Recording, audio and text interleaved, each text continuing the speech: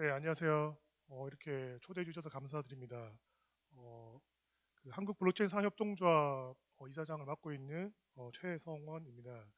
우선 발표하기 앞서 한국 블록체인 산업협동조합에 대해서 잠깐 설명을 좀 드리고 말씀드리도록 하겠습니다.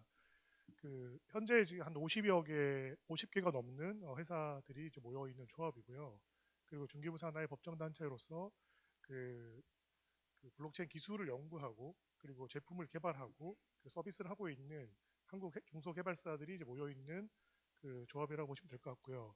그리고 최근에는 블록체인 기술에 관심이 많으셔서 특히 이제 NFT에 대해서 관심이 되게 많으셔서 블록체인 기술을 사용하고자 하는 회사들이 이제 많이 가입을 하고 있습니다. 혹시 이제 오늘 어, 이 자리에서 그리고 온라인에서 들으시는 분들 중에서 관심이 있으신 분들은 저희 사무국에 연락을 주시면 될 것 같습니다.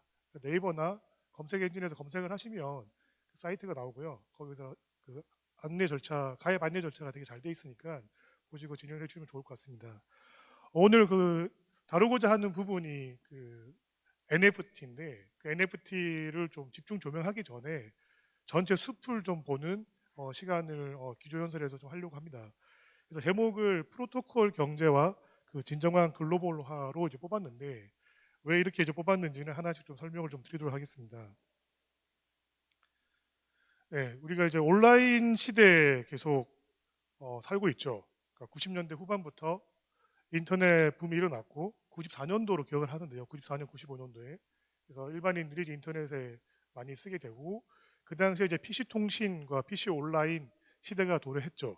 그래서 PC 온라인 환경에서 우리가 실제 온오프라인 어떤 경제 활동을 했었습니다. 그래서 그 당시에 나왔던 대표적인 회사가 지금 여러분들이 너무 잘 알고 계시는 네이버가 있죠. 그래서 그리고 나서 이제 애플 앱스토어가 나오면서 2012년도인가요? 2014년도 그 사이에 스마트폰도 많이 보급되고 그리고 오픈 마켓이 만들어지면서 굉장히 드라마틱하게 모바일 시장 환경이 구축이 됩니다. 근데 이제 PC 온라인과 모바일에서 가장 큰 차이점은 여러 가지 관점이 있겠지만 그 어플리케이션, 소프트웨어, 제품의 수가 양적 질적으로 달라집니다. PC 온라인 시대에서는 소프트웨어 개발 회사가 수십 개, 수백 개 중에서 서비스들이 수십 개였다면 모바일 시대에서는 그 모바일 앱을 개발하거나 소프트웨어 개발하는 회사들이 수십만 개, 수백만 개에서 앱들이 수만 개씩 이제 쏟아져 나오는 상황이 되었죠. 그래서 물론 이제 일반 대중들도 디바이스들, 핸드폰을 다 들고 다니게 되면서 우리가 과거에 PC에 앉아서 하던 혹은 TV에서 하던 행위들이 다 핸드폰을 손으로 들고 다니면서 이동하면서 다양한 서비스들을 사용하게 됩니다. 예, 그리고 이제 저희가 이제 예상하고 있는 패러다임 시프트 되는 부분들이 이제 블록체인 기반으로 이 시장이 좀 많이 좀 확장될 것이다. 그리고 경제 활동에 대한 어떤 주체와 활동과 유통 구조가 많이 변화될 것이라 예상을 하고 있습니다. 그래서 다시 한번 PC 온라인과 모바일과 블록체인의 큰 세계 축에서 좀 더 집중을 좀 해보면 PC 온라인은 나왔던 개발사나 유통사나 실제로 서비스를 쓰는 유저들이 로컬 국가 시스템 안에서 제한되는 인터넷 기반이긴 했지만 각 국가별로 서비스가 다르고 그리고 인터넷 기반이긴 하지만 해외 서비스를 쓰는 데 한계가 있었습니다. 왜 한계가 있었냐면 아시겠지만 이제 빌링 시스템, 페이먼트 시스템이죠. PG사가 국가별로 장벽이 좀 있었습니다. 그래서 실제 온라인 컨텐츠를 사용하는 데 있어서 프로덕트를 만든 회사들이 국가 권역별로 다르게 오픈을 했습니다. 그리고 데이터베이스 관련해서도 조금 다르게 구축이 됐죠. 그 부분 좀 이따 다시 설명을 좀 드리겠습니다. 그러면 이제 모바일 시대에 와서는 어떻게 좀 달라졌냐면 소프트웨어가 PC 온라인과는 다르게 글로벌 원빌드로 제작을 하게 됩니다. 아까 말씀드렸지만 PC 온라인 환경에서는 굉장히 이제 나오는 소프트웨어 수가 좀 수십 개, 수백 개 정도였죠. 하지만 모바일 환경에서는 개발사들이, 유통사들이 서비스하는 앱들이 수만 개, 수십만 개가 되다 보니까 이걸 로컬별로, 국가별로 다른 버전을 관리하기 어려워집니다. 그래서 관리적인 이슈 때문에 가장 크게 관리적인 이슈 때문에 글로벌 원빌드를 만들게 되죠. 그렇게 해서 이제 구글이나 애플에 서비스를 하게 되는데 이때에도 동일한 문제가 있습니다. 어떤 문제가 있냐면 원빌드긴 하지만 실제 각 국가별로 서비스되는 그 데이터베이스가 다르고 그 오픈마켓 때문에 빌링 시스템과 페이먼트가 단일화되긴 했지만 구글, 애플 등으로 그죠? 인증과 결제 시스템을 그 오픈마켓 그 시스템을 쓰니까요. 근데 실제 데이터를 저장하는 저장소는 그 국가별로 다르게 됩니다. 그래서 글로벌 원빌드긴 하지만 원 서비스는 아니었죠. 근데 이제 블록체인 시대로 오면서 그 이러한 문제들이 해결되는 부분이 보이기 시작했죠. 특히 이제 글로벌 원빌드에서 글로벌 원 서비스로 이제 업그레이드, 레벨업이 됐다고 보시면 될 것 같습니다. 그래서 그 PC 온라인과 PC 온라인 시대에서 모바일로 갔을 때 그 PC 서비스들이 없어질 거다라는 얘기도 많이 있었지만 실제 현재 공존하고 있죠. 상호간에 시너지를 내고 있고 모바일 유저들, PC 유저들이 동일하고 그리고 PC 유저들에서 모바일 유저로 이동을 하고 모바일 서비스를 통해서 모바일 유저들이 PC 온라인 유저로 이동하는 실제 이제 매스 어댑션, 매스 미디어로 역할을 하게 되는 시장이 만들어졌고 그리고 이제 블록체인 기반으로 가는 환경에 있어서도 공존하게 될 거라 보고 있습니다. 그래서 모바일에 있는 많은 유저들이 그 글로벌 원빌드가 아니라 글로벌 원 서비스를 쓰고자 하는 그 유저들이 블록체인 기반의 서비스를 사용하고 있죠. 그래서 아직은 초기 시장이죠. 그러다 보니까 얼리 어댑터들과 그 얼리 스테이지 단계에서 그 좀 앞서는 유저들이 블록체인 기반의 서비스를 만들거나 블록체인 기반의 서비스를 많이 사용하고 있습니다. 그래서 되게 이제 좀 관찰을 좀 해봐야 되는 부분이 뭐냐면 그 블록체인 기반으로 어떤 서비스를 쓴다라는 건 국가에 대한 장벽을 넘어서 그 원 서비스를 쓰고 있다라고 보시면 될 것 같고요. 그리고 그 어떤 중앙화된 통제된 부분에서가 아니라 탈중앙화된 그 가버넌스 조금 달라지죠. 논 가버넌스 접근 방식으로 그 원 서비스를 쓰게 되는 겁니다. 그러다 보니까 유저가 획득하게 되는 어떤 데이터에 대한 부분들, 정보에 대한 부분들의 가치가 좀 더 올라간다고 보시면 될 것 같습니다. 그 PC 온라인 시대에는 이제 우리가 좀 경제 시스템 그리고 수익화에 대해서 좀 자세히 좀 보면 PC 온라인 시대에서는 그 컨텐츠를 만드는 소프트웨어를 개발하는 혹은 이제 게임을 만드는 음원을 만드는 음악 컨텐츠를 만드는 웹툰을 만드는 회사들이 제작사들과 그 프로덕트를 유통한 유통사들이 수익화만 됩니다. 정확히는 이제 B2C 환경이었던 거죠. 온라인상에서 과거에 오프라인에서 있었던 많은 어떤 확장성에 대한 문제들, 서비스의 어떤 그 속도에 대한 부분들을 PC 온라인 환경에서 굉장히 시장을 키웁니다. 근데 여기도 이제 좀 한계가 좀 있죠. 그러니까 B2C 환경만 됐던 거니까요. 근데 이제 그 모바일 환경에서 아까도 말씀드렸지만 그 많은 분들이 대중들이 스마트폰을 들고 다니고 또 유튜브 등 SNS 플랫폼들이 확장되면서 그 PC 온라인으로 어떤 매체 컨텐츠를 보는 시간보다 TV를 보는 시간보다 스마트폰으로 이제 컨텐츠를 소비하는 시간이 엄청나게 늘어나게 됩니다. 그러다 보니까 그 컨텐츠를 제작하는 제작사와 유통사만 수익화됐던 시대에서 그 컨텐츠를 소재로 이제 온라인 방송을 하거나 스마트폰 방송을 통해서 그 엄청난 수익 창출을 하게 되죠. 그리고 그 게임 컨텐츠 같은 경우는 이제 프로 게이머라는 새로운 직업군이 생깁니다.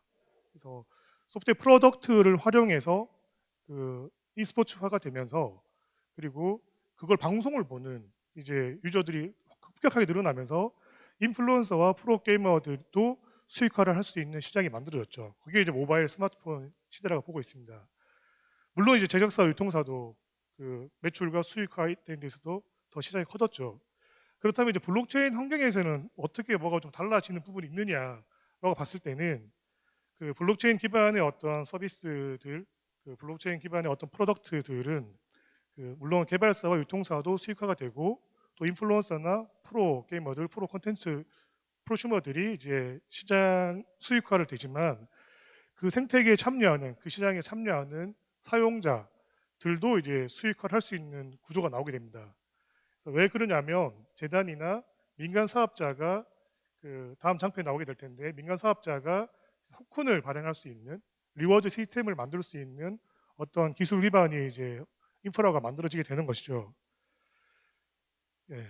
그게 이제 저희가 과거에 PC 온라인과 모바일에서 문제가 있었던 부분이 그 대표적으로 이제 페이스북에서 2년 전인가요? 마크 zuckerberg가 미국에서 청문회에서 굉장히 곤욕을 치렀던 적이 있었었는데 그 유저의 어떤 데이터 정보들, 결제 정보들, 나의 어떤 프리랜서 소셜 그래프의 정보들을 이용해서 플랫폼 홀더인 사업자가 그 정보를 이용해서 정치적 그리고 이제 경제적으로 이제 이용을 하게 되죠. 수익화를 엄청나게 이루게 됩니다.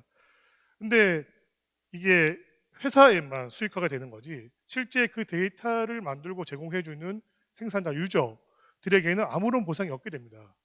그래서 이게 이제 블록체인 기반 기술로는 토큰 에코노미가 있기 때문에 그 유저 이 시장에 참여를 하게 되는 생태계 만드는데 가장 큰 기여를 하는 유저들에게 리워드 시스템을 줄 수 있는 토큰 에코노미가 만들어지게 되는 것이죠. 그게 이제 리워드 시스템이 이제 토큰 경제의 핵심이라고 보고 있고요.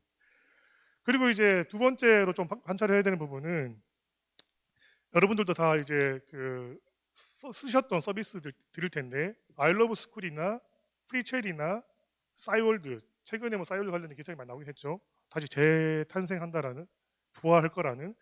그래서 우리가 썼던 또 온라인 서비스들이 그 주식회사 기반이다 보니까 그 회사의 어떤 경영 악화 혹은 유료화 정책에 대한 실패 다양한 이슈들로 인해서 서비스를 내리게 될 때 중앙화되어 있는 회사가 관리하는 그 데이터베이스에 우리가 생성했던 정보들이 기록 저장 보관되기 때문에 그 운영하는 운영사가 문을 닫게 되는 경우에 서비스를 내리는 경우에 데이터가 다 사라지게 됩니다.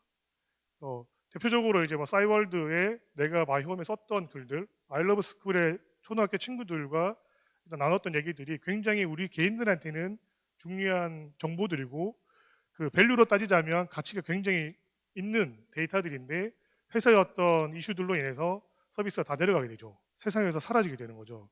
이게 이제 바람직한 거냐에 대한 부분들이 있는데 이 부분이 이제 블록체인 자체가 P2B 네트워크로 구성되어 있죠. 특정 회사나 어떤 집단이 그 중앙화돼서 중앙 컨트롤해서 제공되는 서비스가 아니라 거기에 참여하는 플로드 구성에 이제 네트워크에 참여하는 기여자들, 개인도 있을 수 있고 회사가 있을 수도 있고 뭐 재단이 있을 수 있고 공적인 단체가 될 수도 있죠.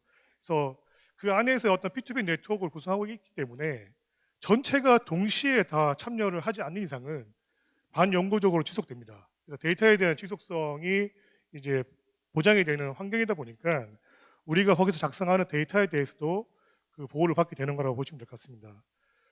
그리고 이제 가장 중요한 부분이 이제 오늘 뭐 많은 그 연설자들께서 이제 발표할 부분이 이제 NFT 부분인데 그 블록체인 기반에서 작성한 생성자에 대해서 NFT라는 기술을 가지고 그 퍼블릭 데이터베이스인 블록체인상에 기록되기 때문에 데이터에 대한 소유권, 주권이 생성자, 유저에게 온전히 귀속되게 됩니다. 그러다 보니까 그 좀 더 이제 우리가 그 온라인 상에서 PC 온라인 상에서 모바일 상에서 또 블록체인 상에서의 어떤 그 온라인 경제 활동을 하는 데 있어서 개인의 어떤 활동들과 회사 활동들이 이제 소유권에 대한 주장을 할 수 있고 그 권리에 대해서 보호를 받게 되는 겁니다. 그로 인해서 파생될 수 있는 부가가치가 굉장히 많다고 보고 있습니다. 그 이제 프로토콜 경제와 이제 그 플랫폼 경제에 대해서 한번 좀 크게 그림으로 좀 보도록 하겠습니다. 장표에 있는 것처럼 프로토콜 경제에서는 그 플랫폼 사업자가 독식할 수밖에 없는 구조가 됩니다. 저도 뭐 구글 유저지만 과거에 이제 구글이 지급 수수료 30%가 없었습니다. 그래서 모든 사용자들이 무료로 쓰는 시스템이었고 유저 데이터베이스가 이제 굉장히 많이 늘어나면서 그 애플처럼 어느 순간 갑자기 30% 지급 수수료를 가져가겠다고 발표를 하죠. 그리고 최근에 이제 웹툰 서비스들이 지급 수수료가 없었었는데 뭐 기사를 보셔서 다 아시겠지만 갑자기 레비뉴 쉐어를 가져가겠다고 발표합니다. 이렇게 이제 독점적 지위를 이용해서 그 부를 더 축적할 수 있는 구조입니다. 문제가 좀 있죠. 실제 거기에 이제 생산자들과 소비자들이 어떻게 보면 시장을 키운 부분인데 이런 어떤 미들맨들의 어떤 막강한 힘으로 인해서 그 경제 시스템이 더 성장할 수 없는 부분이 생깁니다. 저해되는 부분이 생깁니다. 이제 프로토콜 경제에서는 기본적으로 이제 블록체인 기반으로 이제 만들어진 서비스에 있어서는 이게 안 됩니다. 구조적으로, 기술적으로 안 되죠. 그래서 잘 아시겠지만 이제 스마트 컨트랙트로 이제 프로그래머블 인터넷 상에서 이제 만들어지는 부분들에 대한 어떤 통신 규약이 약속을 하게 된 계약 구조에 대한 부분들을 그 스마트 컨트랙트를 배포하고 나서는 수정 가능하죠. 블록체인상에서 이제 구현되는 부분, 처음 배포된 부분들에 대해서는 그 이후에 수정이 되지 않기 때문입니다. 그래서 그 또한 이제 이 경제 시스템에 참여한 그 모든 사람들에게 그 보상이 갈 수 있는 구조가 나오죠. 굉장히 합리적이고 어떤 민주적인 그 경제 시스템이 이제 블록체인 기반으로 만들어진다고 보시면 될 것 같습니다. 그래서 그뭐 짧은 시간 동안 그 다 전달할 수는 없는 부분이 또 들고요. 그래서 오늘 제가 이제 그 말씀드렸던 부분에서 그 궁금한 사항이 있으시면 저희 한국 블록체인 사업협동조합에 이제 문의를 주시거나 그리고 또 프로젝트 진행하시거나 제품을 만드실 때 블록체인 기술과 혹은 서비스 관련된 문의 사항이 있을 때는 저희 사무국에 연락을 주시면 저희가 아는 범위 안에서 최선을 다해서 지원을 해드리도록 하겠습니다. 네, 이것으로 발표를 마치도록 하겠습니다. 감사합니다.